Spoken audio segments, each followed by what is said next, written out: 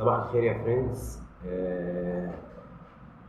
وحشتوني جدا وحشتوني جدا اليومين دول.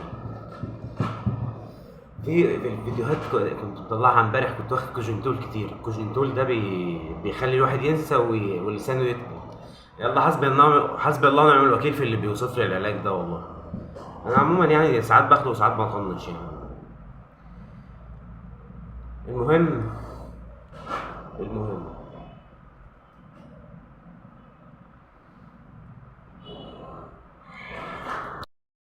المهم المهم كانت دينا قالت لك هو مش بيستعبط ومش عارفش ايه، هو غبي. لا انا مش غبي، انا كنت بستعبط. ماشي. جسوم جاسر على جسوم حسين، الاتنين تلالي اصلا يعني، بس جاسر تلالي اكتر يعني، لاسعه معاه. انما حسين ده يعني ملوش لازمه اصلا.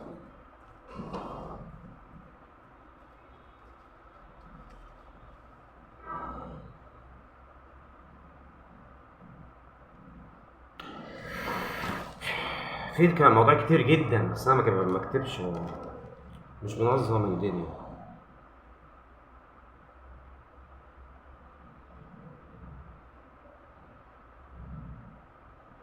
يا رضوى الشربيني بتقول انت ابن امك، فانا طبعا ابن امي. ابن امي يهوديه. الله اعلم بقى ابويا كان يهودي ولا كان ايه بالظبط، ماليش فيه، انما انا اعرف ان امي يهوديه، فانا على دين امي.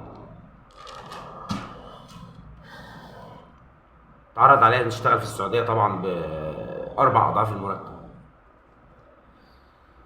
إيه، بس مش هسافر.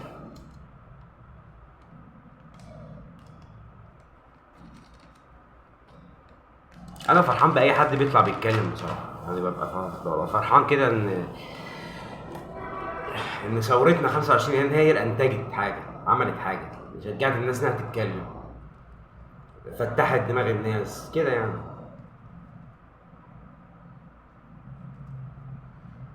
لما ثورة 30/6 هقول لك ثورة 30/6 دي عبارة عن ايه؟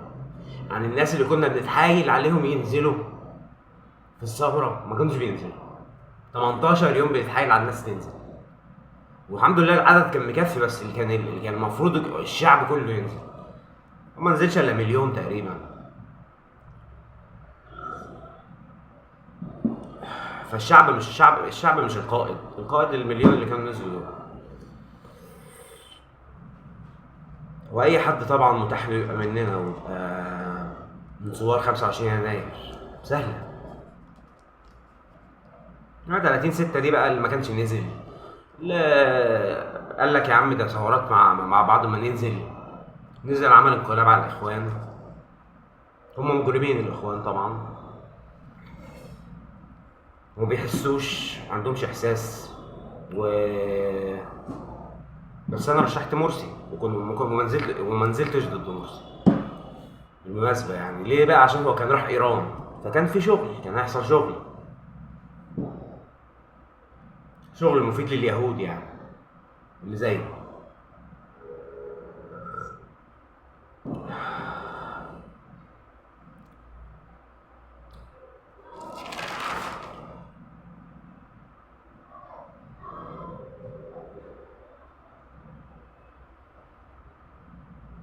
الناس اللي بتخوفنا من امريكا وتقول ان امريكا ممكن تبيعك. احنا شفنا والله ان امريكا باعتنا كذا مره. كفايه السيسي، كفايه السيسي لم شويه حلوين قوي، شويه حلوين من بتوع 25 يناير حطوهم في السجن. يعني احنا في تضحيات برضه، بس احنا مش مع النظام الروسي، لان النظام الروسي ده بقى هيأيد يعني. لو على روسيا هتأيد السيسي انه يقتل نص الشعب مثلا، مش مشكله. ايه ده؟ ايه ده؟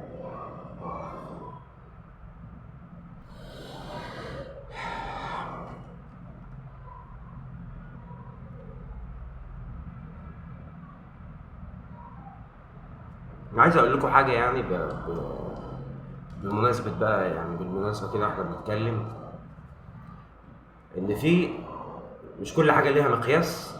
طيب الحب ده مقياسه ايه؟ مقياسه التضحيه. يعني انت ما تقدرش تقول انا بحب فلان او بحب فلانه الا لما تكون انت بتضحي لاجل الفلان ده او الفلانه دي او القضيه دي او لازم يبقى فيه تضحيات. تمام.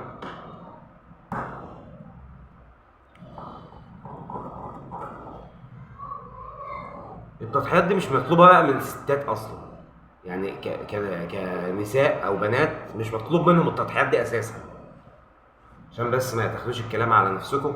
التضحيات دي من الرجاله. فالترمومتر بتاع هي الست ممكن تضحي وكل حاجه، بس بحاجات معينه، مش تنزل بقى في نص الشارع وتنزل مظاهرات والكلام ده يعني. تمام. هرجع اقول بقى تاني بالنسبه للدين. الدين القرآن ده نثر شعر يعني، ممكن تقرأوه كده وهو مليان تخاريف يعني. الإنجيل كذلك، بس ماهوش نثر، هو مليان تخاريف. التوراة اتحرفت، لأن طبعا اليهود هم السبب الرئيسي في إن حصلت المصيبة دي. إيه المصيبة دي؟ اللي هي الإسلام والمسيحية. دي كوارث، مش مصيبة. في اليهودية إن اللي بيغلط بيتحاسب في حساب فوري، انما المسيحيه بتروح تعترف باللي انت عملته، يوم يقول لك معلش الرب هيسامحك، روح ادفع والنبي 5 جنيه هناك في الكاشير. ده المسيحيه. الاسلام ان الله غفور رحيم، وان الله يغفر الذنوب جميعا الا من يشرك به. يا سلام. ومن يشرك به دي اللي هو اللي يقول ان في اله غير ربنا. طب ما موسى كان اله، ربنا قال له انت اله بني اسرائيل. يوم يقول لك إيه ان الله يغفر الذنوب جميعا، وتلاقي الشيخ ما بيقول لك جميعا الا ان يشرك به. هتمك. فاهو الاذان بيزن اهو بيقول لا اله الا الله، خليها تنفعه. لا اله الا الله خليها تنفعه. اصل ربنا مش هيقول لك انت عندك اله اهو على الارض وانت هتقول له لا يا رب انت بس اللي اله. ما هتبقشش على ربنا. هو ربنا قال لك في اله اهو على الارض، مش هينزل لك هو على الارض ربنا يعني الله سبحانه وتعالى يعني، مش هينزل لك على الارض. تقوم انت تقول له لا يا رب لا لا لا لا لا لا اله الا الله، احنا مش هنعبد غيرك. كس امك. هيقوم قال لك كس امك. انا اللي خلقك وانا اللي اقول انت يعني تمشي ورا مين وتعمل ايه. انت مش جاي هنا مش جاي الدنيا تعيش على هواك. دي حاجة يعني برضه. وكنت عايز اقول لك يا نرمين ان انا حاطط الخلفية صورتك، واخد سكرين شوت من فيديو كنت لابسه فيه تيشيرت كده حلو مغطي المنطقة اللي فوق، مش زي ياسمين عز ورضوى الشربيني. بالمناسبة دي انا هعلق عليهم في حاجة معينة كده يعني، في حاجة معينة كده هعلق عليهم بس. فواخد صورة سكرين شوت وعاملها خلفية، وساعات ببقى ببوسها يعني من كتر حب فيكي والله. بس بعد اذنك يعني. رضوى الشربيني وياسمين عز. ياسمين عز تقول لك ايه وانت خارجة مع جوزك وقاعدين في مطعم. طبعا ياسمين عز وهي بتحكي الموقف ده، الحته دي كلها ما فيهاش فستان، مش عارف الفستان اصلا ماسك في جسمها ازاي وهو مفتوح كده خالص. فبتقول ايه بقى وانت قاعده مع جوزك ما تبصيش للجرسون، انت عينك على جوزك وتقولي له عايزه كذا عايزه كذا عايزه كذا. انا عايز اقول لها ياسمين يا عز، انت لو بصت الجرسون من بقه هيبقى اهون عليا، لو انت مراتي يعني وخارجه معاه بالمنظر ده، هيبقى اهون عليا انك تبوسي الجرسون من بقه احسن ما تبقي لابسه اللبس ده وانت معايا خارجه. ده مبدئيا. ورضوى الشربيني كذلك، ما هي بتلبس زيها برضه. ما اصل في برضه استعباط، في شغل استعباط كده ماشي في البلد يعني اليومين دول. والسيسي طبعا يعني ربنا معاه.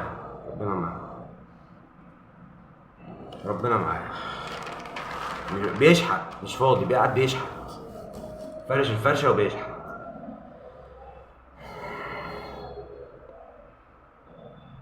مقتدى الصدر بتاع العراق. طبعا هو طيار مقتدى الصدر، طيار كبير في العراق. انا عايز اقول له يا مقتدى، يعني عيب عليك بعد السن ده كله وتلبس طرحه. ما انت كنت لابس العمه، العمه مش وحشه يعني، انما هتلبس طرحه يعني ايه؟ ما ايه معناها؟ طيب انا واحد زيي ما اعرفش بصراحه يعني ايه لابس طرحه؟ يعني انت بتنسحب من العمل السياسي؟ بتنسحب يبقى انسحب يا حبيبي، ما وطيارك ده ما عادش ينزل، والكتائب اللي انت عاملها دي خلاص سلمهم للجيش، خليهم يروحوا للجيش ومالكش دعوه بيهم بقى. ده الاخ مقتدى الصدر. انا مش بعلق على الطرحه بس يعني، بس هو كان قبل ما يقتحم البرلمان كان بيقول انا مش هنمارس العمل السياسي والكلام ده كله. فمش هتمارس العمل السياسي يبقى تتوكل على الله، تسيب غيرك بقى يعرف يشتغل. والاخ السوداني ابو شنب ده اللي عايز ننتفه له شعرايه السوداني ده، انا مش عارف جايبينه اسمه السوداني ماسونيه بقى وكده، بيجيبوا السودان هتلاقيها شغل ماسونيه برضه، شغل شعوذه ان جايبينه اسمه السوداني. والله اعلم يعني. الضربات الاسرائيليه ضد سوريا مش هتقف ان شاء الله، وترامب الكلب ده مش هيرجع للحكم ابدا. هو قال كلمه يعني جميله، ايه هي بقى؟ قال ان ربنا خلق جنسين بس، مفيش جنس تالت. الجنس التالت ده يعني انا للاسف يعني كان عندي فضول وشفت في مواقع الجنسيه، شفت الجنس التالت ده بيعملوه ازاي. فقال ان في جنسين بس، الراجل والست، او الرجل والمراه، بلاش الست، لان الست ده اله فرعوني اصلا ومذكر، يعني كان اله مذكر فرعوني اسمه ست ده، فهنقول الرجل والمراه. طيب يعني اعترفت يا ترامب، طب كنت فين يا روح امك طول ال4 سنين اللي انت كنت بتحكمهم؟ يا روح امك كنت فين؟ ما انت كنت سايبهم يعملوا اللي هم عايزينه. ما تجيش تعمل لي بقى فيها المتدين بتاع، وشايف انت اسرائيل طبعا رايحه لجهه اليمين، وان هيبدا بقى الدين يشتغل الدين اليهودي، فانت جاي بتعرس لهم عشان خاطر يرجعوك تاني. كس امك يا ترامب، كس امك يا ترامب. جو بايدن عندي حالته هنا وهو بينسى وحالته كرب احسن لي من ترامب. وبرده مش سايبني على الفيسبوك، يعني انا ما بعملش ممنوع اعمل كومنت على اي حد على الفيسبوك، ممنوع اشير حاجه، ممنوع اخد حاجه كده واشيرها، يعني دي حاجات يعني هشيرها لان انا بخش عندي بلاوي زي ناس كتير جدا يعني. سيبك من الفيوز سيبك من الفيوز اللي مكتوبه ده، انت عارفه طبعا، انت هتلاقي متابعك مثلا يجي 20-30 مليون ولا حاجه. مهم الخلايجه بقى طبعا لابسين الطرح ليل نهار، طبعا بيقول لك ايه بقى؟ ماء الحياة بذلة كجهنم، وجهنم بالعز أطيب منزل. يعني هو عنده جهنم اللي هو عايش فيها دي، ما جهنم لابس طرحة عايش في جهنم، وما عندوش جيش يحميه، اللي بيحميه ناس كفار، والشعب عنده سلفي رافض أصلا الفكرة دي، فهو عنده عايش في جهنم. بس بيقول لك ايه؟ وجهنم بالعزة أطيب منزل. لا يا روح امك،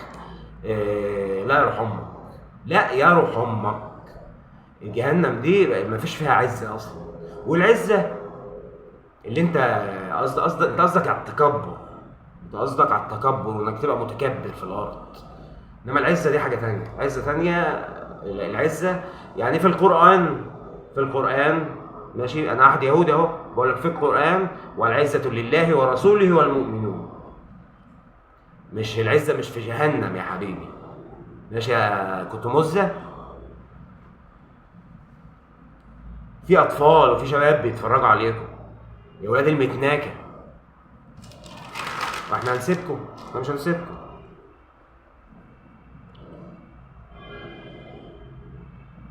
المخابرات بتاعتنا بقى طبعا جهاز وطني عظيم وكل حاجة، ولكنهم شوية متناكين. ليه بقى؟ لا في سبب طبعا، هم شويه متناكين، ما بقولهاش كده، لا في سبب. ايه السبب؟ بعد ثورة يناير على طول طلعوا فيلم المخابرات. هما دجالين، المخابرات دول دجالين بامتياز. طلعوا فيلم اسمه كلمة وطن. كلمة وطن دي، الفيلم ده بيقول لك جاب سيرة ثورة 25 يناير. قال 25 يناير دي ثورة حضارية قام بها المصريون، ولكن قوى الظلام أرادت أن تجعل هذا الحدث مأتما كبيرا. كانوا عايزين يعملوا ميتم كبير.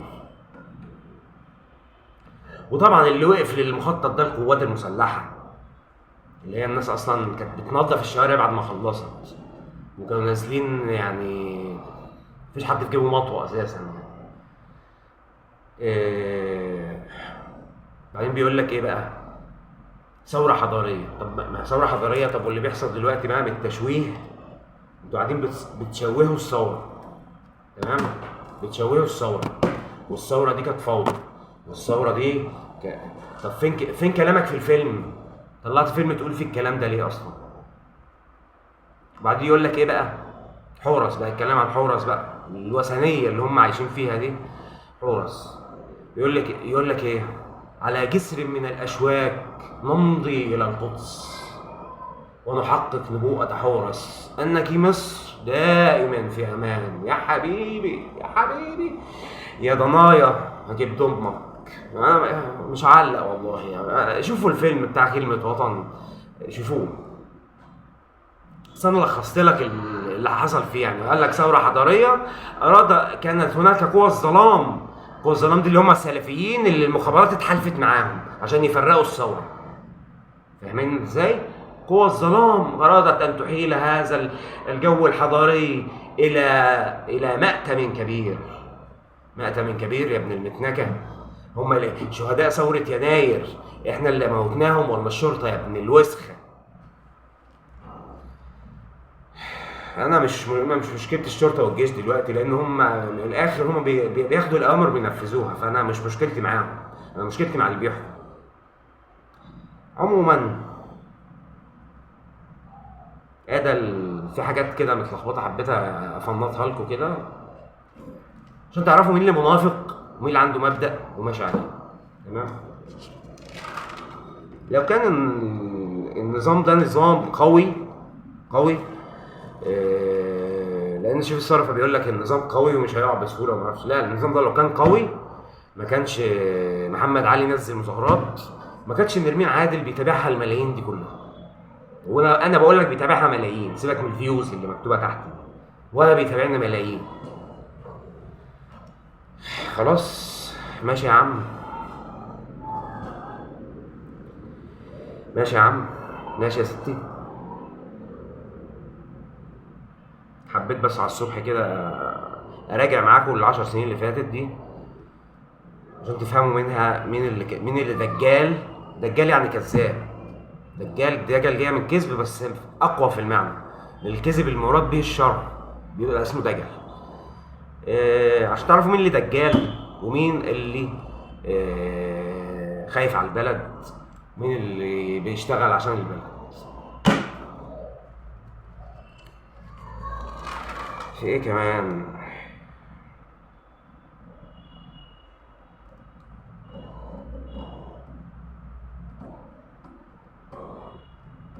وانا يا عم انا ابن 60 كلب اني بقول لكم ان انا المهدي. لا يا عم، انا المسيح. ماشي؟ المهدي ده اساسا عقيده يهوديه معناها المسيح اللي بتاع اليهود. تمام؟ فاخبط دماغك في الحيط بقى. وانا ابن 60 كلب اني انا قلت على نفسي المهدي. انا المسيح يا ابن المهدي. ابن 60 كلب. باخد القرآن في حضنك بقى يا ابن المتناكة وانت نايم.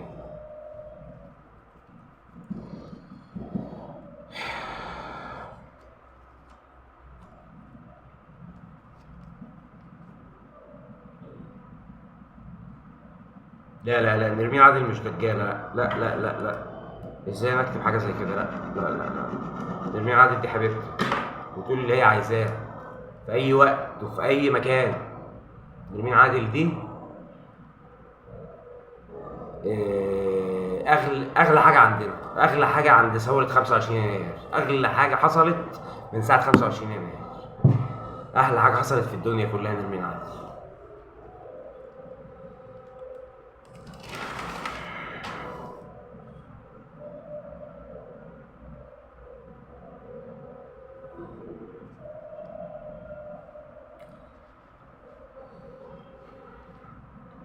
عايزكم تفوقوا بقى من عادل امام واحمد السقا الفرعون العاشق والحاجات دي كلها. عايزكم تركزوا معانا والنبي يعني، وعيشوا الحياه بقى، ان اصلا الحياه اساسها انك في الاخر هتموت.